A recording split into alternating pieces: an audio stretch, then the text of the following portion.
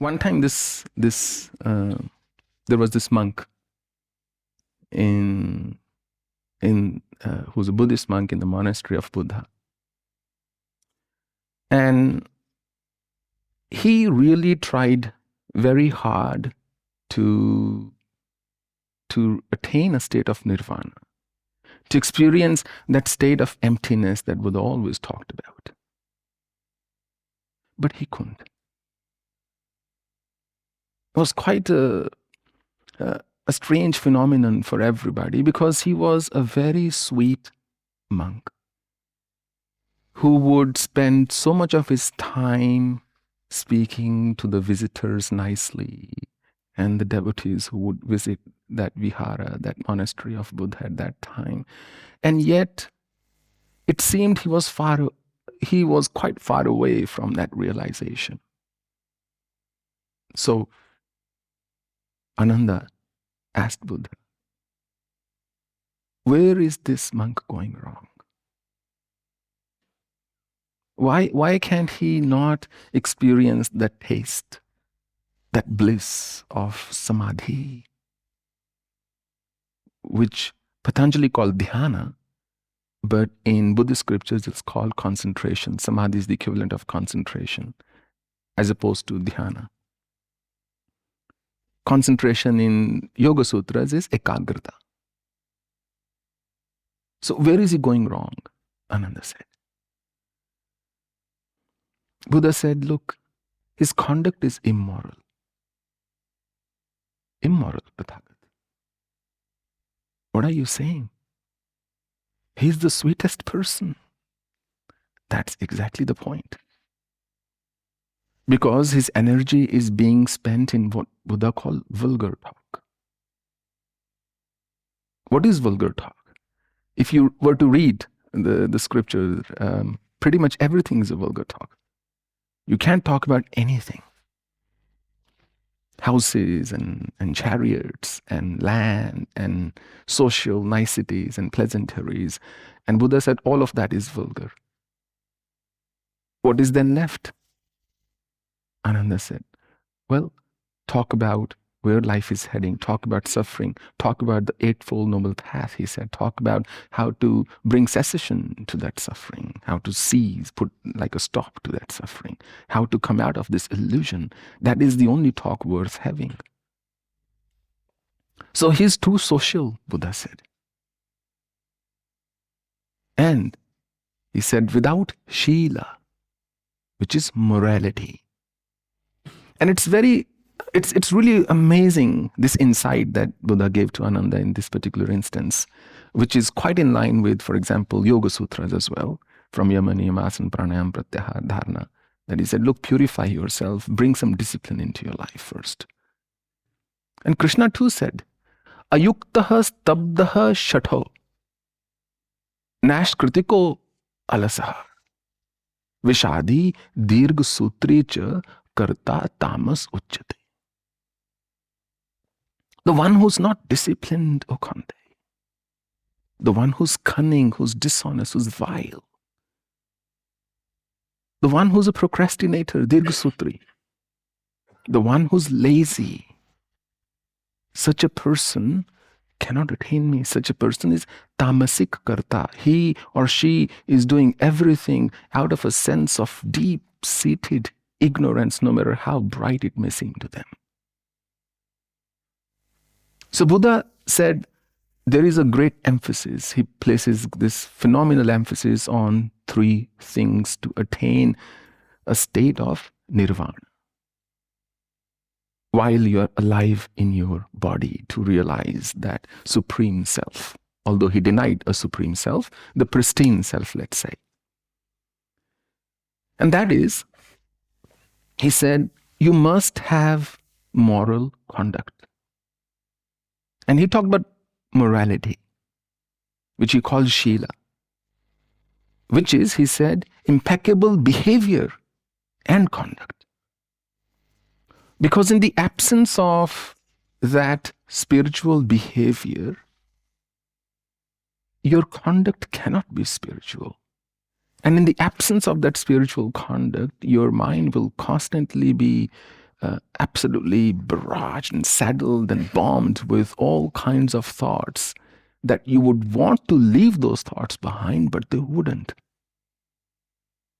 Because we cannot even for a moment assume that our external world has no implications or no effect on our internal world. It surely does. If I walked in here and did a lot of room spray, unless you have COVID, you would smell it, right? You would be affected by it. So Buddha said, without morality, you cannot have samadhi. He said, and that is the reason this monk is devoid of that experience. Can you imagine? We try to do dhyana, right? So many of us, we try to meditate and we say, oh, I can't focus. But we say, conduct, let it be. I cannot do that difficult thing. It's too hard being a good person in the world. Right? Mullah Nasruddin's, this friend visited him, and on his way out he said, I'd like to say goodbye to your wife. Who wouldn't? Mullah said. So who wouldn't want to say goodbye to a mind that constantly torments you? But it is a tormentor. That is the fundamental nature of human mind. So Buddha said, you cannot have samadhi, you cannot have supreme one-pointed concentration without impeccable behavior and conduct.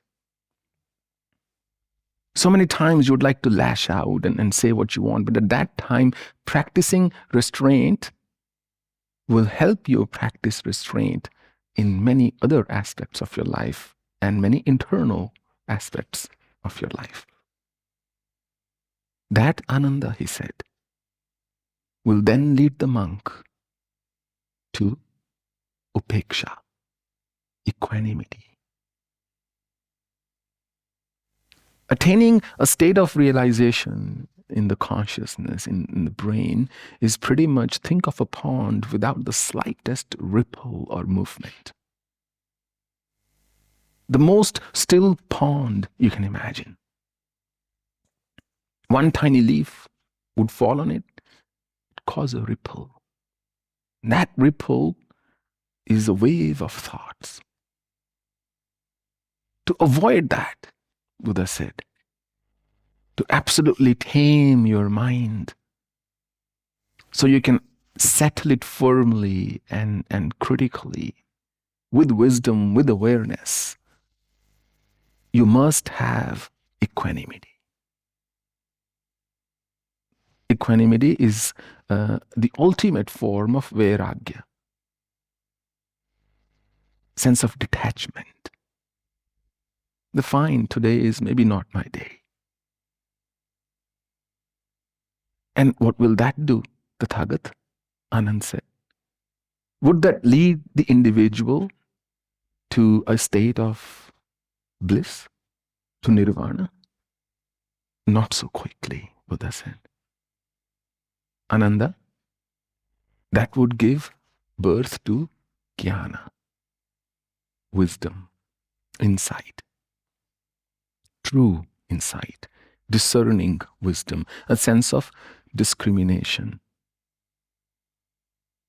to know what is right from wrong, to know what I ought to do in a certain set of circumstances, whether I should listen to my heart or I should listen to my mind. Only then somebody is qualified, Buddha said, is on the way to experience that state of self-realization. Until then, it's what we call manufactured experiences of a fractured mind. Just we've created a truth of our own, which may not be the truth. So conduct, moral, he said, and a sense of equanimity, upeksha. In between is samadhi. After all, these three is jnana, wisdom, that would lead to nirvana, a state of emancipation or deliverance. Na dveshte akushlam karma, na kushle nanu shushachate.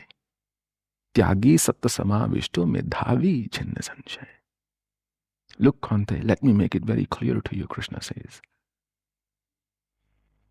Your life will eternally be divided between two things: agreeable actions and disagreeable actions. Things you want to do and things you don't want to do. Good things that you don't want to do, right things that you don't want to do, things that are right for you, good for you, that you ought to be doing, but you don't want to do because too boring, too hard, who's going to bother with it? But truly, Krishna says, a true sannyasi or a true renunciant or the one who's realized sthit pragya, the one who's reached that state of equanimity, is the one who understands that na dveshta kushlam karma. Look, I don't like this, but that's fine. I'm still going to do it. Even if I have to get up, go in the temple and give a discourse, no problem. Na kushle nanu shushajjate. And there are things you like to do, but doesn't mean you should keep doing them. It's not good. One who does both with a certain sense of detachment is truly the wisest person. Medhavi chinna sanshay. Without any reasonable doubt, such person is most medhavi, most intellectual. The wisest. Tyagi, that person is in a sense of detachment, knows when to say no, knows when to put a stop. Really, and the path is truly, doesn't matter which path you choose, how you call upon that divine energy. It's really that simple. Watch your conduct, watch your mind, watch your actions, and reflect on them. And you'll be surprised with the outcome. That's all there is to it. Rest is commentary. Rest is just the battles of human mind.